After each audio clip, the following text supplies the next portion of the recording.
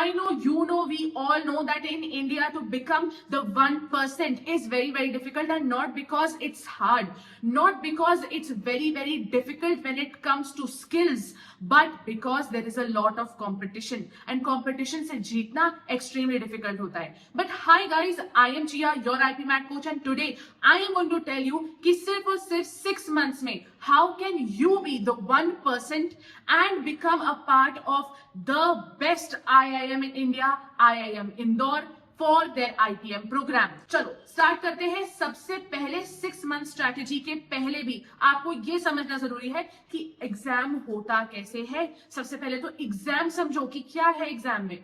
देखो, IP mat Indore के लिए स्पेसिफिकली मैं आपको यहाँ बताने वाली हूँ कि यहाँ पे सिर्फ 2 पार्ट्स में एग्जाम होता है, एंड दैट इज पहला होता है रिटन पेपर एंड सेकंड होता है आपका pi, that is personal interview. तो रिटन पेपर में सिर्फ 2 सेक्शंस होते हैं, and that is quantitative aptitude and verbal ability plus reading comprehension. अब इन दोनों को ही आपको बहुत अच्छे से मेंटेन करके चलना है, जिसके लिए आपको कुछ बेसिक स्किल्स की जरूरत होती है. एंड वो स्किल्स कौन सी है आपको दिख रहा होगा, लॉजिक, स्पीड एंड एक्यूरेसी. अब अगर आप देखोगे कि क्यूए एंड वीए की बात करें, जैसे क्यूए है quantitative aptitude, it is different from maths. वैसे ही VARC is different from English. मैं बताती हूँ एक एग्जाम्पल देके.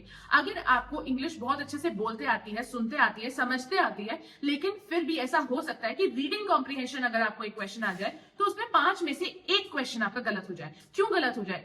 आपने उसको पढ़ा तो सही, लेकिन कुछ चीजों को बाय मिस्टेक आपने गलत इंटरप्रेट कर लिया या कुछ गलत इन्फ्रेंस निकाल. तो इन दोनों ही सब्जेक्ट्स में जब आप क्वांटिटेटिव एप्टीट्यूड वर्सेस मैथ्स देखते हैं, उसमें भी लॉजिक का डिफरेंस होता है. VARC in front of English देखते हो तो उसमें भी लॉजिक का ही डिफरेंस होता है. सिर्फ लॉजिक के बेसिस पे इन दोनों सब्जेक्ट्स को एक दूसरे से अलग किया जा सकता है. एंड स्पीड एंड एक्यूरेसी आपको बहुत ज्यादा जरूरी होता है. स्पीड क्योंकि आपको एक पर्टिकुलर अमाउंट ऑफ टाइम दिया जाता है जिसमें आपको एक सेक्शन को कंप्लीट करना होता है, मतलब सेक्शनल टाइम लगता है. देयरफॉर सेक्शनल टाइम के हिसाब से आपको आना चाहिए, प्लस आपकी एक्यूरेसी होनी चाहिए, क्योंकि ऐसा नहीं होना चाहिए ना कि आपने सारे क्वेश्चंस अटेम्प्ट कर लिए लेकिन सिर्फ 50% एक्यूरेसी के साथ, तो वहां पे तो आप हार जाओगे कॉम्पिटिशन से. सो to win over the competition, the step 1 is master the syllabus and weightage. अगर आप syllabus and weightage को master करना चाहते हो तो आपके पास 2 रास्ते हैं. पहला रास्ता है या फिर तो इस वीडियो को देख लो.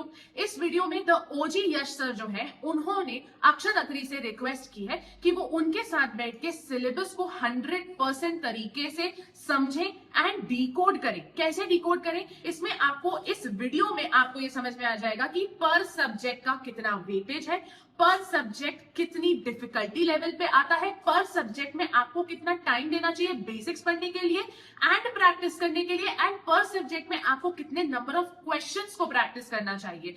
एंड ये पूरी चीज एक गूगल शीट में की गई है जिसकी लिंक इन डिस्क्रिप्शन है. आप चाहे तो सीधा लिंक इन डिस्क्रिप्शन से जाके उस शीट को अवेल कर सकते हैं, या फिर आप इस पूरी वीडियो को देख सकते हैं जिसके बेसिस पे आपको एक टॉपर की स्ट्रैटेजी भी समझ में आएगी. क्योंकि AIR 7 होना ही खुद में एक बहुत बड़ी बात है. आप भी शायद AIR 7 हो सकते हैं अगर आप इस वीडियो को देखें एंड उसके माइंडसेट को समझने की कोशिश करें, उसके लॉजिक को समझने की कोशिश करें. Here the step 2 is going to be building rock solid foundation. क्योंकि अगर आपका फाउंडेशन ही हिला हुआ है, अगर आपका फाउंडेशन अच्छा नहीं है, तो आपके लिए बहुत प्रॉब्लम होगी टू क्रैक दिस एग्जाम. क्योंकि प्रैक्टिस आप तब कर पाते हो जब आपको थोड़ी बहुत नॉलेज हो. जैसा कि मैंने आपको बताया, लॉजिक, स्पीड एंड एक्यूरेसी. इसमें अगर फॉर एग्जाम्पल आपके पास स्पीड है लेकिन एक्यूरेसी नहीं है तो भी इट विल बी बैड. अगर आपके पास एक्यूरेसी है एंड स्पीड नहीं है तो भी it will be bad. Therefore, हमको ये समझना जरूरी है कि हम बेसिक्स को एक्चुअली करने कैसे वाले हैं. सबसे पहले तो बहुत इंपॉर्टेंट बात है, बेसिक्स पूरे के पूरे सही तरीके से पढ़ो. अगर आप अरिथमेटिक्स पढ़ रहे हैं तो अरिथमेटिक्स के एक एक टॉपिक का बेसिक आप 100% पढ़िए, पूरी तरीके से पढ़िए. एक एक फॉर्मूला आपको मालूम होना चाहिए, एक एक डिविएशन आपको मालूम होनी चाहिए, एक एक वेरिएशन आपको मालूम होनी चाहिए. सब कुछ एकदम परफेक्टली पढ़िए एंड हर टॉपिक के कोशिश करिए माइंड मैप्स बन जाएं. जब आपके पास माइंड मैप्स होंगे तो आप एक पेपर पे उस माइंड मैप को बना के अपनी स्टडी टेबल के सामने पेश कर सकते हैं, ताकि आप बार बार उस चीज को रिवाइज कर पाए. क्योंकि याद रखिएगा, formulas is always a revise game. The second step to this is कि जैसे ही आपने फॉर एग्जाम्पल अरिथमेटिक्स को कंप्लीट कर लिया, तो यहाँ पे आप प्रैक्टिस करना स्टार्ट करिए। पर टॉपिक के हिसाब से कम 10 से 20 या 20 से 25 क्वेश्चंस को आप सॉल्व करने की कोशिश करिए। अगर आप उनको सॉल्व कर पा रहे हैं then very good, if not then try करिए समझने का कि क्यों नहीं सॉल्व कर पा रहे हैं। अब जब आप एक सॉल्विंग वाले स्टेज पे हो, अब जब आप एक प्रैक्टिसिंग वाले स्टेज पे हो, तो इस बात का भी ध्यान रखो कि आपको एक क्वेश्चन को सॉल्व करने में कितना टाइम लग रहा है। बहुत टाइम लगता है एंड एक्यूरेसी आती है। मैं बोलती हूँ इतना टाइम लगा के एक्यूरेसी आ रही है। हमने एक्यूरेसी को अचीव कर लिया लेकिन हम टाइम को अचीव नहीं कर पाए। अब हम टाइम को कैसे अचीव करेंगे, यहाँ पे आपको ये समझना जरूरी है कि क्वांटिटेटिव एप्टीट्यूड में काफी सारे ऐसे शॉर्टकट्स होते हैं जो आपको हेल्प करते हैं कि आप फॉर्मूलाज जो हैं उनको थोड़ा हेर बदल करके, थोड़ा सा मैनिपुलेट करके, कैसे भी करके एक शॉर्टकट को यूज करके आंसर निकाल सकें। लेकिन इसमें एक बहुत बड़ी प्रॉब्लम होती है, कुछ शॉर्टकट्स कुछ लोगों के लिए वर्क करते हैं, कुछ शॉर्टकट्स कुछ लोगों के लिए नहीं वर्क करते हैं, तो इनको भी फिगर आउट करना पड़ता है। तो it takes a lot of time, जिसकी वजह से मैं आपको टाइम देती हूँ नवंबर से फरवरी तक का। अपने सारे क्यूए के तो बेसिक्स कम से कम कंप्लीट कर ही लो, क्योंकि वीएआरसी के बेसिक्स इतनू से होते हैं, वो मैं आपको बताती हूँ, ठीक है। The most important thing here is कि अगर वीएआरसी को आप एक छोटा प्लेयर मान रहे हो just because it's syllabus is not as vast as QA, then आप बहुत गलत कर रहे हो। क्योंकि VARC is very very important and उसके बेसिस पे अगर आपने उसका सेक्शनल कट ऑफ नहीं क्रैक किया तो भी आपका एडमिशन पूरी तरीके से खत्म किया जा सकता है and you will not get admission in IIM Indore. तो इसलिए इतना बड़ा रिस्क नहीं लेना चाहिए। वीए की भी पूरी अच्छे से तैयारी करिए, आरसी के बेसिक्स 100% पढ़िए एंड अगर आप चाहते हो तो जल्दी से कमेंट कर दो आरसी बेसिक्स, तो मैं जल्दी से जल्दी आरसी बेसिक्स की क्लास ले आऊंगी जिसके बेसिस पे आपका सारा का सारा आरसी एक क्लास के बलबूते एकदम परफेक्टली पूरे बेसिक्स क्लियर हो जाएंगे एंड फिर उसके बाद आपको आरसी में कोई नहीं हरा सकता। अब हम स्टेप 3 पे आ गए हैं एंड हमारी टाइमलाइन भी चेंज हो गई है, that is from March to April. अब हमको सेक्शनल टेस्ट लेना चालू करना पड़ेगा। बहुत इन डेप्थ सेक्शनल टेस्ट लेने हैं हमको। हम सेक्शनल टेस्ट ले रहे हैं जो उसमें हमको तीनों चीजों को नापना पड़ेगा कि हमारा लॉजिक सही बैठ रहा है कि नहीं, हमारी स्पीड एंड एक्यूरेसी सही बैठ रही है नहीं कि नहीं।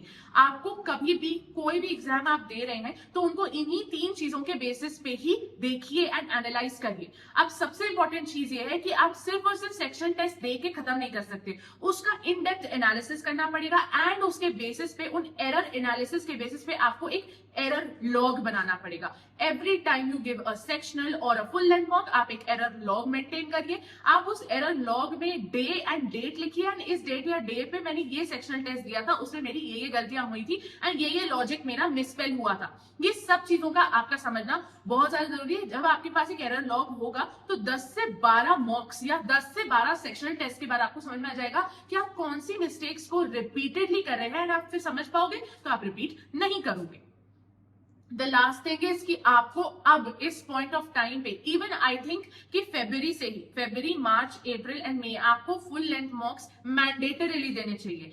मेरी मानो तो मुझे ऐसा लगता है कि the moment you start your preparation and the moment you complete 50% of your QA syllabus आपको फुल लेंथ मॉक्स देना चालू कर देना चाहिए। लेकिन March is also not very bad. अगर आप फरवरी टू मार्च के बीच में भी अपने फुल लेंथ मॉक्स को स्टार्ट करते हैं then also it's extremely good.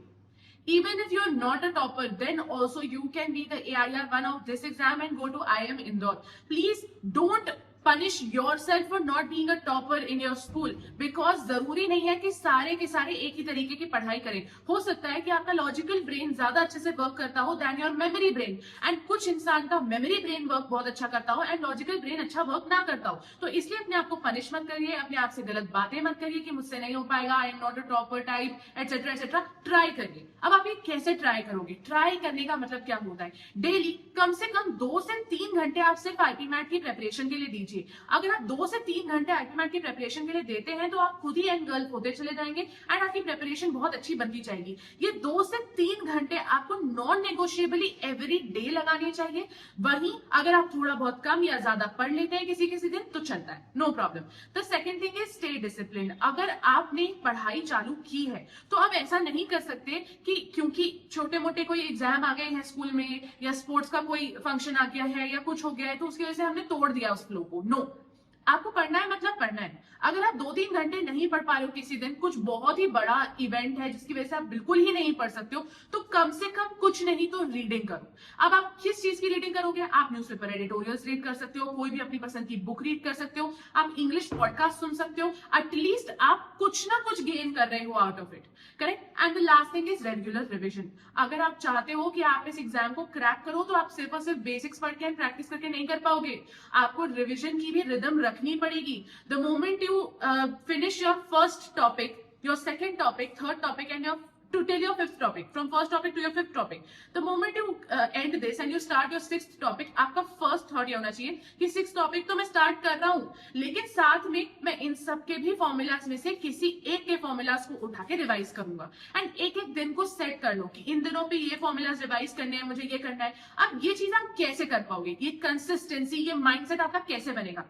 Every day की टू डू लिस्ट बना के ही बनेगा।